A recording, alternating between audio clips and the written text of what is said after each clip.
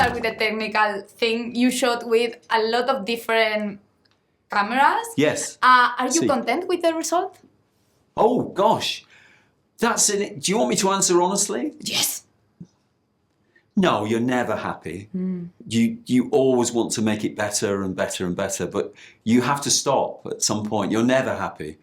You're always. So I would feel very. I mean, I'm delighted that people are enjoying the movie, which is great, and obviously the actors are wonderful, but you always think you could improve your own work. Yeah, but so yes, a mixture. Was it worth it? Was it worth it? Oh wow, these are tough questions. I'm sorry. No, was it worth it? It's funny. You abandon your life really when you make these things. So you kind of like, is it worth it from that perspective? Probably not.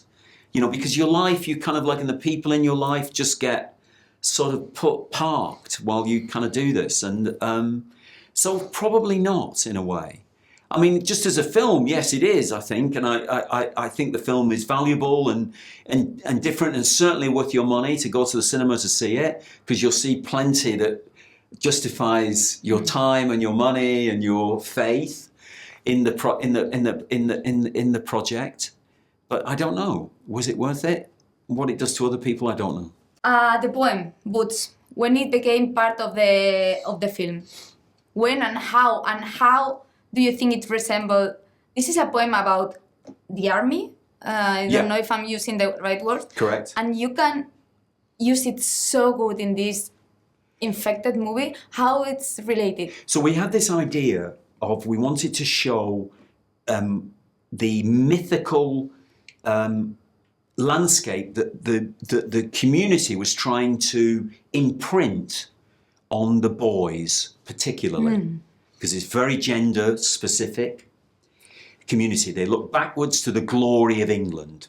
And we had this footage of the bow and arrows from the English history. Henry V, Agincourt is a famous victory over the French, where the English common bowman was decisive in the defeat of the French.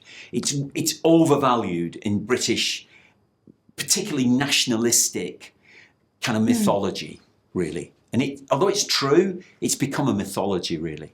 And we were looking for a song, an archival tune that represented that. And everything that we tried, it didn't really quite fit. And then the trailer people from Sony sent this trailer with this tune on it. Boots, boots, boots, marching up and down again, marching up and down. I mean, it was just like, and we thought, oh, we should do that. So we tried it, and we literally just fitted. You can always tell when a song works. You don't have to re-edit. I mean, you do re-edit eventually, you shape it, but you could just put it out like that. It just fitted straight away. We didn't have to recut. And it was amazing because it told you about the mentality.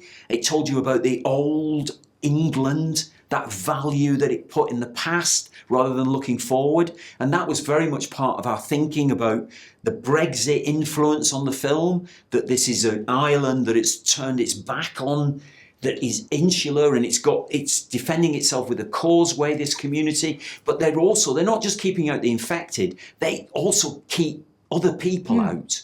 You know, they're kind of like myopic and insular. And that's not a good thing, ultimately. And the boy, in the end, chooses not to go back to that. He chooses danger instead, as teenagers will always do in a way. But that's hope in a way, that he doesn't want to do that. He wants to go there. Yeah. Okay, I don't have much time, so I have a lot of questions. But I'm going to jump into to the end of the movie without ruining anything, because I cannot describe that ending without saying too much. So I'm going to ask, what is the inspiration behind that scene? I think that's going to hype for the people to feel hype, but not giving too much, because when I read that ending in Alex's script, I remember thinking people are going to want to cut this. The studio will want to cut this. They won't like it. And I loved it. I thought it's the best thing. It's the best bit of screenwriting I've seen since Clockwork Orange. It's in that lineage.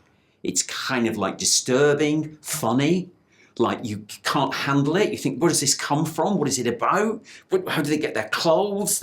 It's like just throws up so many questions. The studios just go, oh no, we don't want that at the end of the movie. We don't want confusion, or we don't want something new. We want oh, I love it. And I always said I would not change that ending. And it introduces the whole of the film is really about families, different kinds of families. The obvious family, Aaron Taylor-Johnson, Jodie Comer and their son, Alfie Williams, Spike.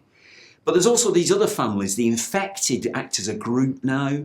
There's a family of the Slow-Lows that they kill at the beginning. And then there's this final family that you arrive at, which are these young people. And they're kind of weird. They're born out of a kind of like partly cartoon, partly kind of myth. A kind of, I don't know how you describe them. It's gang. The gang idea in films is very powerful, which is why I link it with Clockwork Orange. And they are going to be in the second film. And so if the first film is about the nature of family, the second film is about the nature of evil. And they play a significant part in that. Cool. Thank you very much. That's it for me. Thank you.